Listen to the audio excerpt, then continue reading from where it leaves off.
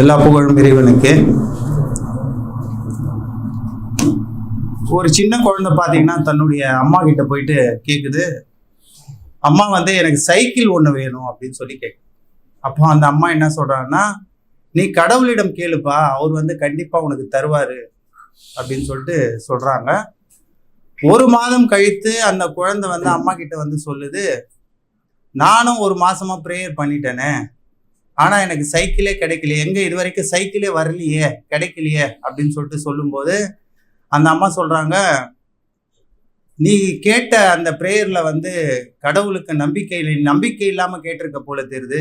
ஆகவே நீ என்ன பண்ணு, உன்னுடைய அந்த கோரிக்கையை எழுதி கேளு அப்படின்னு சொல்லிட்டு சொன்னாங்க.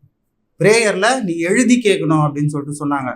உடனே அந்த சின்ன பையன் என்ன பண்ணான்னா, போயிட்டு ஒரு நோட் புக்கை எடுத்து டியர் ஜீசஸ் அப்படின்னு சொல்லி எழுது, ஏசப்பா அவர்களே, நான் இனிமேட்டு ஃபர்ஸ்ட் ரேங்க் தான் எடுப்பேன், நான் யாருக்கும் இனி தொந்தரவு பண்ண மாட்டேன், குறிப்பா அம்மாவுக்கு தொந்தரவு பண்ண மாட்டேன் அப்படின்னு சொல்லிட்டு எழுதிட்டு அவனுக்கே ஒரு டவுட் வந்துச்சு, இதெல்லாம் செய்ய முடியுமா என்னால அப்படின்னு சொல்லிட்டு அந்த பேப்பரை கீழ்ச்சி போட்டான். அடுத்த பேப்பரை எடுத்தான், டியர் ஜீசஸ் அப்படின்னு சொல்லிட்டு, ஃபர்ஸ்ட் ரேங்க் எடுக்கிறனோ இல்லையோ எனக்கு தெரியல, ஆனா முடிஞ்ச அளவு நான் படிக்கிறேன், முடிஞ்ச அளவு நான் அடுத்தவங்களுக்கு ஹெல்ப் பண்ணக்கூடியவனா நான் மாறுவேன் அப்படின்னு சொல்லி எழுதி முடிச்சுட்டு அடுத்தது என்ன பண்ணான்னா, அதுலயே அவனுக்கு டவுட் வந்துச்சு, அதையும் கீழ்ச்சி போட்டான். நேரடியா பிரேயர் ரூமுக்கு போனான். பிரேயர் ரூமுக்கு போயிட்டு என்ன பண்ணான்னா, அங்க மேரியுடைய சிலையை எடுத்துட்டு என்ன பண்ணான்னா, டிராயர்ல எடுத்து ஒழிச்சு வச்சுக்கிட்டு, இப்போ எழுதுற லெட்டர், டியர் ஜீசஸ், ஏசப்பா உங்களுடைய அம்மாவை நான் கடத்தி வச்சிட்டேன், நீங்க உங்களுடைய அம்மாவை பார்க்க விரும்புறீங்கன்னா சைக்கிளோட என்னுடைய முக்கு சந்தில என்னை சந்திங்க, நான் உங்க அம்மாவை ரிலீஸ் பண்ணிடுறேன் அப்படின்னு சொல்லிட்டு. இந்த சிந்தனை ஒரு சின்ன குழந்தைக்கு இயற்கையா வருமானா? நிச்சயமா வராது. அப்போ இன்னைக்கு சைக்காலஜிஸ்ட் சொல்றாங்க, இந்த குழந்தைகள் அதிகமாக இன்னைக்கு பாதிக்கப்பட்டது இந்த சினிமாவால், இந்த சோசியல் மீடியாவால, இந்த டிவியால தான் இன்றைக்கு அதிகமாக இந்த குழந்தைகளுடைய சிந்தனை இவ்வாறாக மாறி உள்ளது அப்படின்னு சொல்லிட்டு சொல்றாங்க. காரணம் அந்த மீடியாவுடைய தாக்கம், அந்த சினிமாவுடைய தாக்கம் தான் இவர்களை, இந்த குழந்தைகளை இப்படியாக சிந்திக்க வைத்துள்ளது அப்படின்னு சொல்லிட்டு சொல்றாங்க. ஆக இந்த தலைமுறை தான் அதிகமாக சோசியல் மீடியா, சினிமா, டிவி மூலமாக வழி நடத்தப்படுகின்ற ஒரு சமுதாயமாக இன்றைக்கு மாறி உள்ளது. Social media, WhatsApp, Facebook, X தளம், இதுதான் இவங்களை வழி நடத்துது இல்லையா? இந்த தலைமுறை தான் அதிகமான மது, போதை, ஆபாசத்திற்கு அடிமையாகி உள்ள ஒரு சமுதாயமாக மாறி உள்ளது இன்றைக்கு சொல்றாங்க. இந்த படித்த தலைமுறை தான் அதிகமாக மன அழுத்தத்திற்கும் ஆளாகி உள்ளது இன்னைக்கு சொல்றாங்க. இந்த தலைமுறை தான் வாழ்க்கையின் பல பிரச்சனைகளுக்கு முடிவெடுக்க தெரியாத ஒரு சமுதாயமாக மாறி உள்ளது. ஒரு பிரச்சனையை கொடுத்தா அதுக்கான முடிவெடுக்க இந்த தலைமுறைக்கு தெரியவில்லை என்று சொல்கிறார்கள். இந்த தலைமுறை சமுதாயம் தான் அதிகமான விவாகரத்து, அதிகமான தற்கொலை, அதிகமான கொலைகள் செய்யக்கூடிய ஒரு சமுதாயமாக இன்றைக்கு மாறி உள்ளது இன்றைக்கு சொல்கிறார்கள். இந்த தலைமுறை சமுதாயம் தான் உறவுகளை வெறுத்து ஒதுக்கி வாழக்கூடிய ஒரு சமுதாயமாக மாறி உள்ளது. இன்னைக்கு உயிரில்லாத பொருட்களோட அவனுடைய அட்டாச்மெண்ட் இருக்கு. யாரோட? உயிரில்லாத ஒரு பொருட்கள். மொபைல் போன் திருப்பி அவங்க கிட்ட பேசாது, ஆனா அது கூட இந்த குழந்தைகள் அட்டாச்மெண்டா இருக்காங்க, இளைஞர்கள் அட்டாச்மெண்டா இருக்காங்க. டிவி அவங்களோட திருப்பி பேசாது, ஆனா அந்த டிவியோட ரொம்ப அட்டாச்மெண்டா இருக்காங்க. நெட்ஃபிளிக்ஸ், அமேசான் அப்படின்னு சொல்லக்கூடிய அந்த விஷயங்கள்ல அதிகமா அட்டாச்மெண்ட் இருக்காங்க. தாத்தா பாட்டி கிட்டயோ உள்ளது உறவுகளுக்கிட்டயோ, அம்மா அப்பா கிட்டயோ, சித்தப்பா சித்தி கிட்டயோ பேசக்கூடிய பழக்கம் இன்றைய தலைமுறைக்கு குறைந்து விட்டது என்று அவர்கள் சொல்கிறார்கள். இந்த தலைமுறை சமுதாயம் தான் ஒழுக்கத்திலே அதிகமாக வீழ்ச்சி கொண்ட ஒரு சமுதாயமாக இருக்கிறது. டிக்ளைன் ஆஃப் தி வேல்யூஸ் என்று சொல்கிறோமே, ஒழுக்க வீழ்ச்சியிலே அதிகமாக உள்ள ஒரு சமுதாயமாக இன்றைக்கு இந்த தலைமுறை சமுதாயம் தான் மாறி உள்ளது. இந்த தலைமுறை சமுதாயம் தான் எல்லாமே வியாபாரம் என்ற நிலைக்கு தள்ளப்பட்டுள்ளது. எதை எடுத்தாலும் அது வியாபார நோக்கத்துல தான் பார்க்கணும். ஒரு உதவி செய்தால் கூட அதுவும் வியாபார நோக்கத்திலே பார்க்க வேண்டும். ஒரு கல்வி பயில வேண்டும் என்றாலும் அதுவும் வியாபாரம் தான். ஒரு மருத்துவம் பார்க்க வேண்டும் என்றால் அதுவும் வியாபாரம் தான். ஒரு தண்ணீர்னா கூட அதுவும் வியாபாரம். தண்ணி, அடிப்படை இயற்கை விஷயங்கள் கூட இன்றைக்கு வியாபாரமாக மாறியுள்ள நிலைக்கு இன்றைய சமுதாயம் மாறியுள்ளது. இன்றைய தலைமுறை சமுதாயம் தான் அதிகமாக ஆக்சிடென்ட்டில் மரணிக்கக்கூடிய ஒரு சமுதாயமாக மாறியுள்ளது என்று சொல்கிறார். இந்த தலைமுறை சமுதாயம் தான் இயற்கை வளங்களை குறித்த புரிதல் இல்லாத ஒரு சமுதாயமாக மாறியுள்ளது. இதை சொல்கிறார்கள். இந்த தலைமுறை சமுதாயம் தான் தவறான உணவு பழக்கத்திற்கு அடிமையாகி உள்ளார்கள். எதை எப்போ சாப்பிட்றது, எப்படி சாப்பிட்றது என்கின்ற விஷயம் தெரியவில்லை. அவர்களுக்கு தண்ணீர் குடிப்பதற்கு கூட இன்றைக்கு சொல்லித் தருவதற்கு ஆள் இல்லை. ஆகவே இந்த தலைமுறை சமுதாயம்தான் தனது பெற்றோருக்கு முன்னாலே மரணிக்கக்கூடிய ஒரு சமுதாயமாக இன்றைக்கு மாறியுள்ளது. சின்ன வயசுலேயே ஹார்ட் அட்டாக், சின்ன வயசுல ஆக்சிடென்ட்ல சாவது, தன்னுடைய பெற்றோர்களே அவர்களுக்கு கொல்லி வைக்கக்கூடிய ஒரு சமுதாயமாக இன்றைய சமுதாயம் மாறி உள்ளது என்று இத்தனை தரவுகளை அவர்கள் சொல்கிறார்கள். ஆகவே இவற்றுக்கெல்லாம் தீர்வு என்ன அப்படின்னு பார்க்கும்போது இன்றைக்கு சொல்கிறார்கள், இவற்றுக்கு எல்லாமே தீர்வு பார்த்தீங்கன்னா இதில் அடங்கியுள்ளது, இந்த புத்தகத்தில் அடங்கியுள்ளது. ஆகவே இதற்கான தீர்வுகளை நீங்கள் முஸ்லிம்களிடம் தேடாதீர்கள்.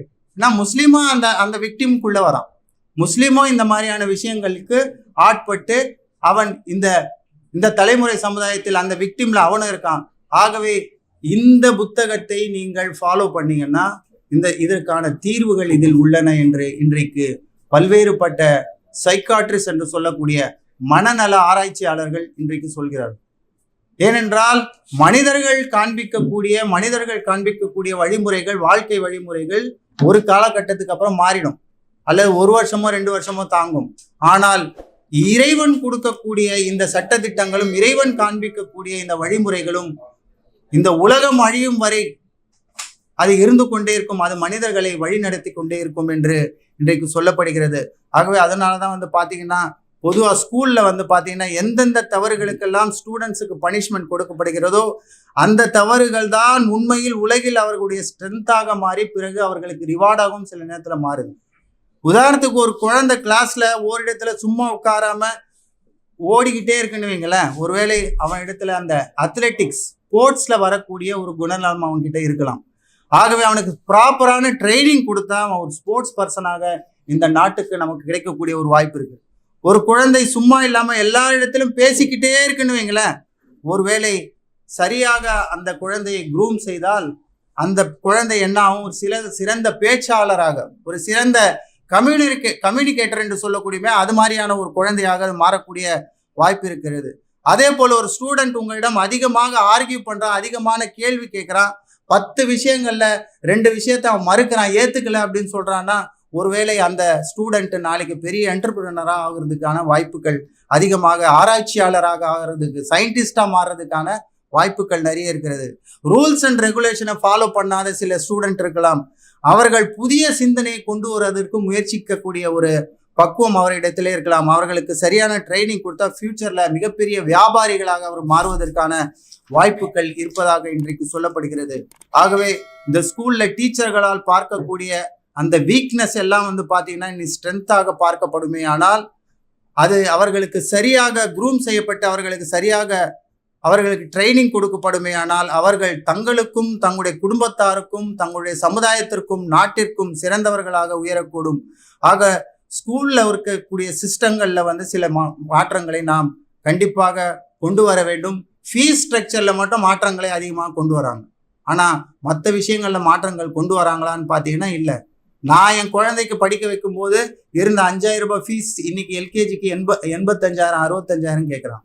ஆகவே இதுதான் நிலைமை.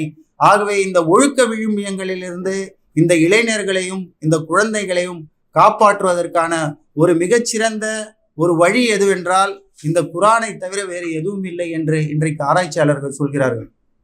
ஆகவே இதனை குறித்து நாம் மக்களுக்கு விழிப்புணர்வு, இதனை கொண்டு போய் சேர்க்க வேண்டியது நமது எல்லோருடைய கடமை.